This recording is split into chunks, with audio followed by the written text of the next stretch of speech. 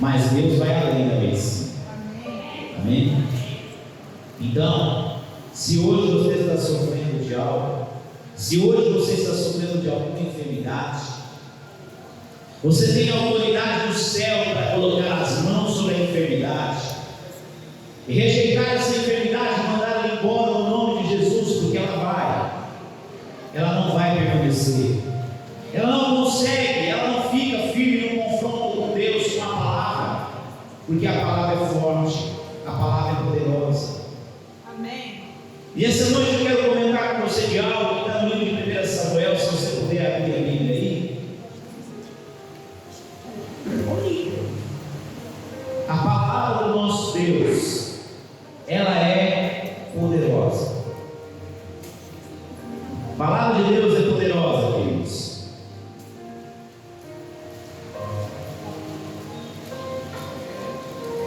A gente começa a meditar na Bíblia e a gente começa a ver o que as pessoas fizeram no passado. Se você ler o livro de Hebreus, capítulo 11, ali fala da galeria dos heróis da fé.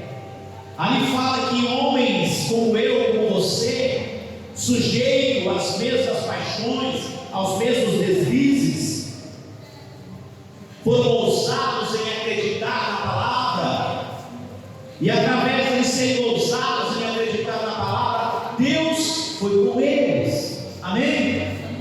E não será diferente na tua vida. Diga assim comigo: não será diferente na minha vida. Eu vou crer. Diga assim comigo: eu verei a glória de Deus. Eu vou resumir aqui o começo, o início, para a gente chegar nas partes interessantes. Israel aqui estava passando por um momento difícil. Israel foi à peleja contra os seus inimigos, e por Israel estar em pecado, o sacerdote naquele tempo, preste atenção, o sacerdote Eli, por ele não repreender os seus filhos, que eram também sacerdotes, e faziam coisas que pareciam mal aos olhos do Senhor, eles não tinham respeito pelas coisas de Deus. Eram sacerdotes, mas não tinham respeito pela casa de Deus, pela oferta que era trazida até o Senhor. 1 Samuel,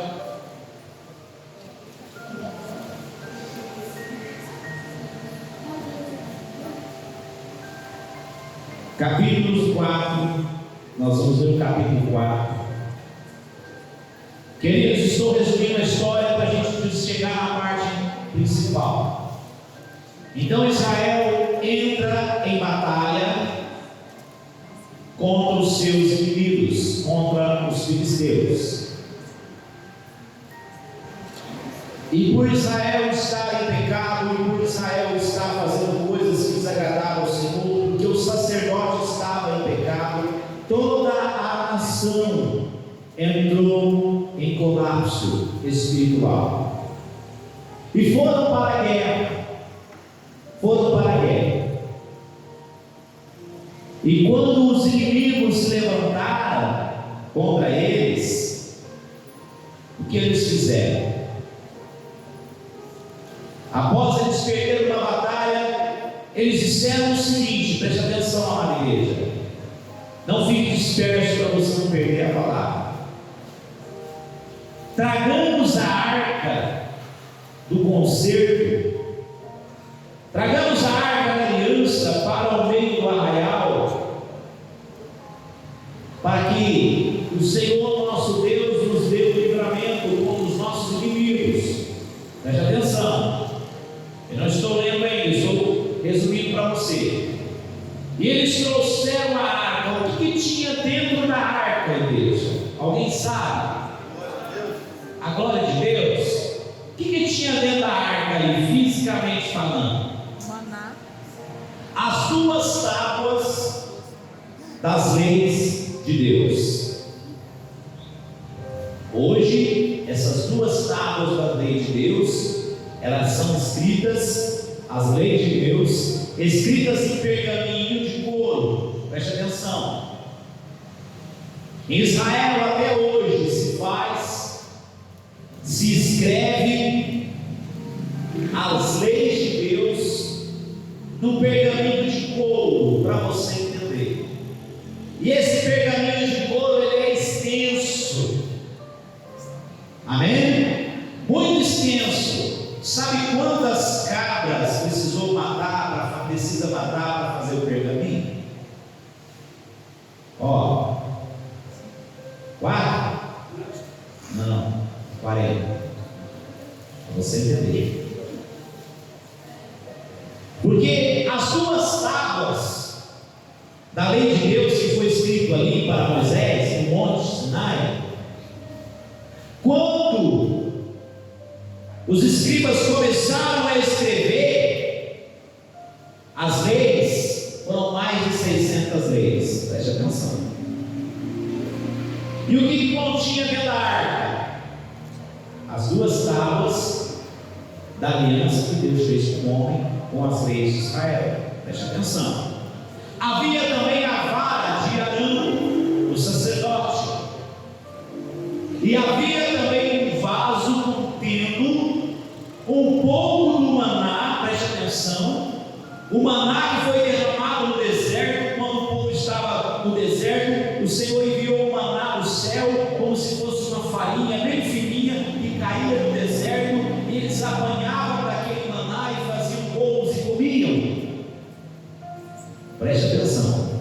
Deus alimentou o seu povo. E para testemunho, Deus então pediu para Moisés, preste atenção, pegar um pouco do maná, colocar em um vaso e depositar dentro da arca.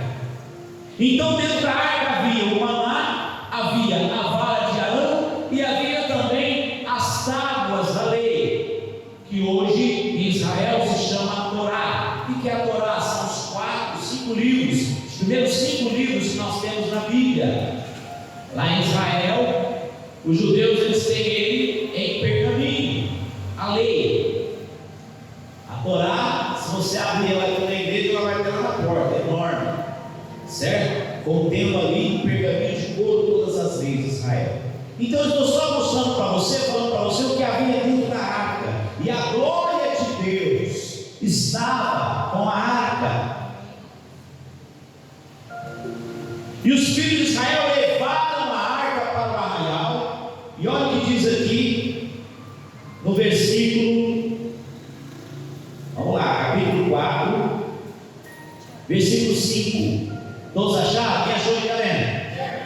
Diz assim: e sucedeu que, vindo a arca do concerto do Senhor ao arraial, todo Israel jubilou com grande júbilo, até que a terra estremeceu. Ficaram alegres. A alegria foi tão grande que a terra estremeceu. E os filisteus, ouvindo a voz de júbilo, disseram: que voz tão grande de júbilo é esta no arraial dos hebreus? Então souberam que a arca do Senhor era vinda ao arraial. Gente, preste atenção que a arca representava a presença do Deus eterno. Amém. A arca representava um poder gigantesco. E olha o que diz aqui: pelo que os filisteus se atemorizaram, porque diziam: Deus veio ao arraial. E diziam mais: ai de nós, que nunca tal sucedeu antes. Ai de nós, quem nos livrará da mão desses grandiosos deuses? Estes são os deuses que feriram os egípcios com todas as pragas junto ao deserto. Esforçai-vos e sede homens, ó filisteus, para que porventura não venhais a servir os hebreus como eles serviram a vós. Sede, pois, homens e pelejai.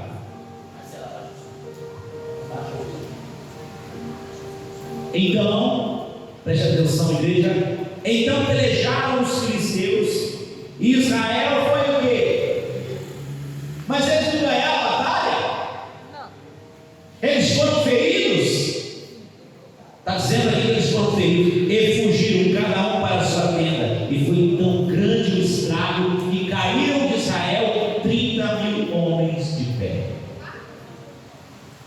Meu Deus, que é isso?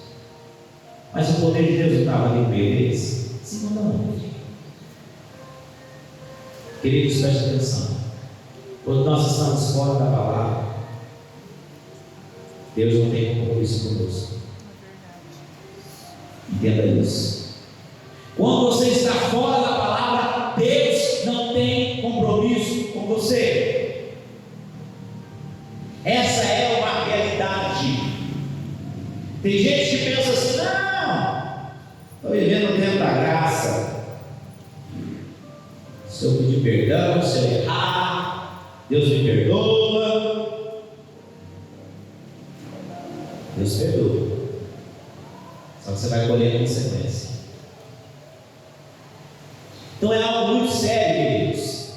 Israel tinha a arca da aliança, tinha o poder de Deus com eles, mas o poder de Deus ficou inoperante diante daquela guerra.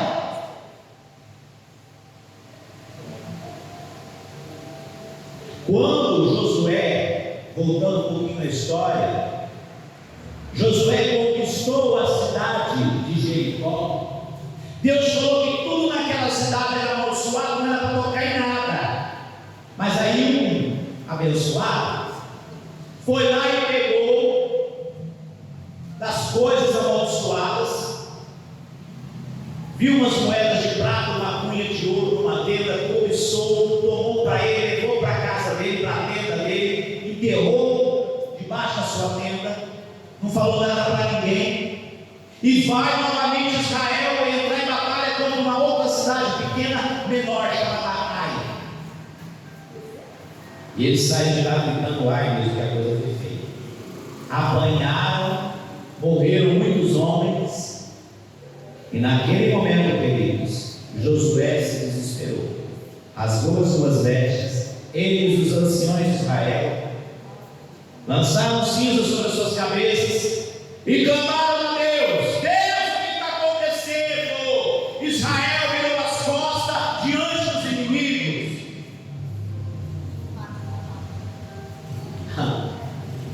É assim que a gente faz. Deus, o que está acontecendo? Por que você não está operando na minha vida? Onde já se viu, Deus? Eu sou otimista, eu sou ofertante, eu não perco culto. O que está acontecendo? Aí vem Deus e fala voz suave, fala assim para Josué: Josué, tem pecado no meio de vocês. Eu não serei mais sobre Israel enquanto não tirar o pecado do nosso meio. Está entendendo?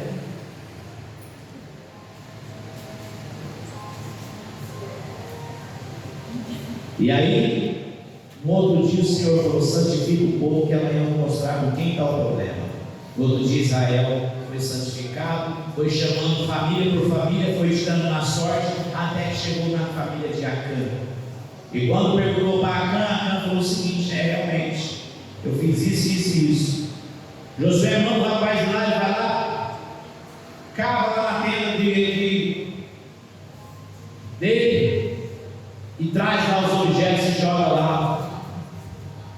E aí ele falou assim: porque você nos envergonhou, porque você nos turbou, você também está turbado. Pega toda a família de Acã, pega todos os animais que ele tem, tudo que ele tem, leva no vale e apedreja e mata tudo. E quando eles fizeram isso, Deus deu a vitória depois para eles. Você vai ver o que vai acontecer com Josué, aliás, com Samuel, aqui nessa passagem. Então agora Israel estava em pecado novamente, foram contra os filisteus, perderam a batalha, mas o poder de Deus não estava ali, a arca não era poderosa, a arca não tinha poder para livrar. E por que não livrou? A nossa arca perdeu o poder, pastor, perdeu a essência, não é possível. Então vamos ver se a arca perdeu o poder dela. Capítulo 11, versículo 11 agora, capítulo 4, verso 11. E foi tomada a arca de Deus. Quem tem Bíblia aí? Quem tem Bíblia aí, levanta a Bíblia. Você ama a palavra? Sim ou não? Você ama a palavra. Agora imagine os filhos de Israel. Quanto eles amavam a lei de Deus, embora eles não praticavam 100%.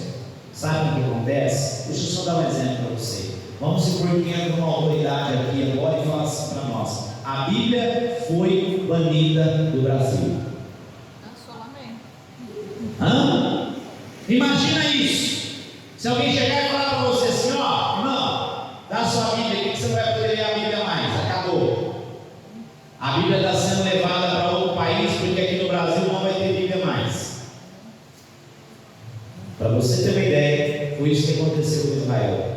A arca de Deus foi tomada, a glória de Deus que estava no meio de Israel foi tomada, e olha o que aconteceu: a arca de Deus foi tomada, e os 2 filhos de Eli, Ofni e Finéias, morreram. Então correu na batalha um homem de Benjamim, e chegou no mesmo dia a Siló, e trazia as vestes rotas de terra sobre a sua cabeça. E chegando, eis que Eli estava sentado sobre uma cadeira, vigiando ao pé do caminho, porquanto o seu coração estava tremendo pela arca de Deus. E entrando, pois, aquele homem anunciou na cidade, toda a cidade gritou. E Eli, ouvindo a voz do grito, disse: que voz de alvoroço é esta? Então chegou aquele homem com grande pressa e veio e anunciou Eli. E era Eli da idade de 98 anos, e estavam seus olhos tão escuros que já não podia ver. E disse aquele homem ali: eu sou o que veio da batalha, porque fugi hoje da batalha. E eu disse a ele: que coisa aconteceu, filho meu?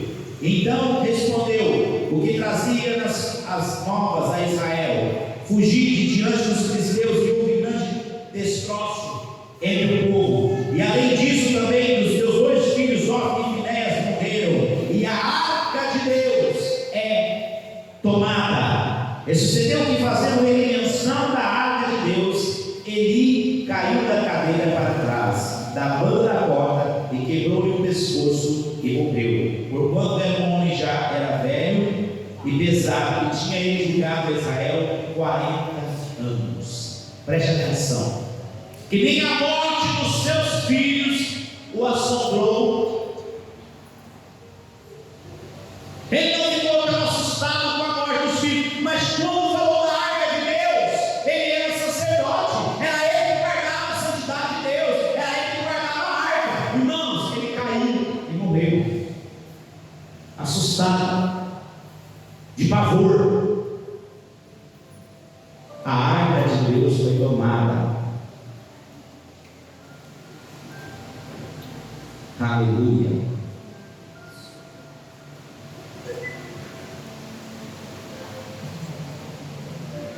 Continuando, estando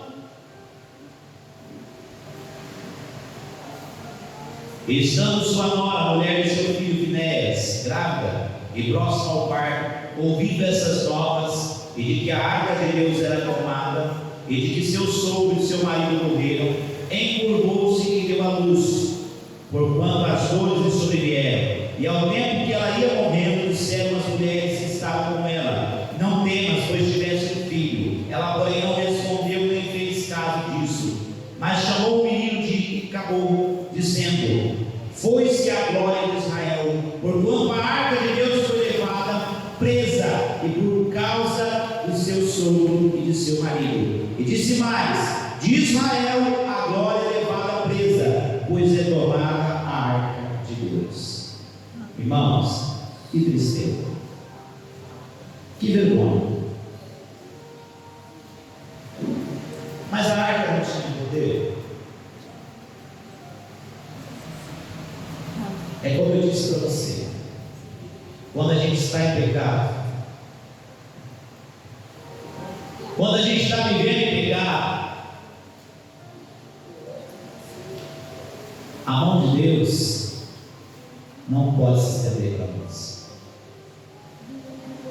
Isaías 59:1 diz assim: eis que as vossas iniquidades fazem separação entre o Senhor, e Ele encobre o rosto de vós, para que não nos ouça.